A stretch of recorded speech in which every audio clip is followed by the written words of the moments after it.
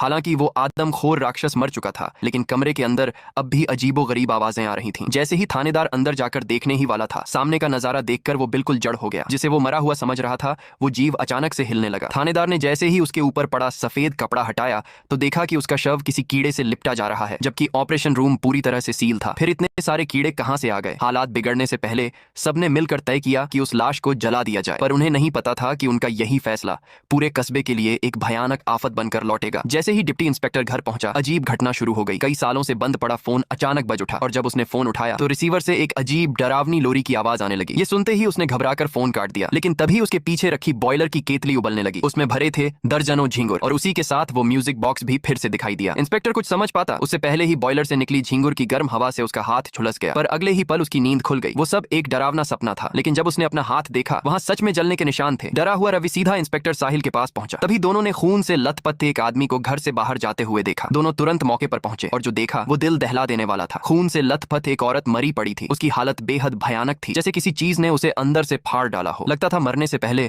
उसने किसी भयंकर चीज का सामना किया था। आदमी ने बताया कि वो सोते हुए बार बार वही डरावनी लोरी गुनगुना रही थी जो इंस्पेक्टर ने फोन में सुनी थी। साथ ही उसी म्यूजिक बॉक्स की भी आवाज आ रही थी। थानेदार को अब अंदाजा होने लगा था, शायद जैसे ही लोग नींद में जाते हैं, ये जीव उनके अंदर घुस जाते हैं। बाहर से देखने पर ये सिर्फ बुरे सपने लगते हैं, पर असल में ये जानलेवा है। अब जब तक सच्चाई पूरी तरह सामने न आ जाए, सबको जागते रहना होगा। सुरक्षा के लिहाज से थानेदार ने सबको एक ही जगह इकट्ठा करने का फैसला लिया ताकि एक दूसरे पर नजर रखी जा सके। लेकिन जूली इस पर बेचैन हो गई। उसके पिता अभी भी जंगल में थे। इधर रेडियो रिपेयर करने के लिए जिम और रांडेल ने ठान लिया कि वो वैन में ही रात गुजारेंगे, लेकिन उन्हें अभी तक कस्बे में हो रही घटनाओं का अंदाजा नहीं था। शुक्र है थानेदार और टीम वहां पहुंच गए, पर रात हो चुकी थी और मजबूरन सभी को वैन में ही रुकना पड़ा। इंस्पेक्टर ने सोचा कि वो पीले रंग की एक अजीब सी तरल चीज को गोलियों पर लगाकर टेस्ट करेगा कि क्या उससे वो राक्षस मारा जा सकता है। इसी बीच वैन के अंदर फिर वही डरावनी म्यूजिक बजने लगी, बिल्कुल वही जो पहले म्यूजिक बॉक्स से आती थी। सबको पता था कि जैसे ही म्यूजिक बंद होगी, कुछ डरावना हमला करेगा। और फिर नीचे जमीन में जोरदार कंपन हुआ। जैसे ही जिम देखने गया, लाइट्स टिमटिमाने लगीं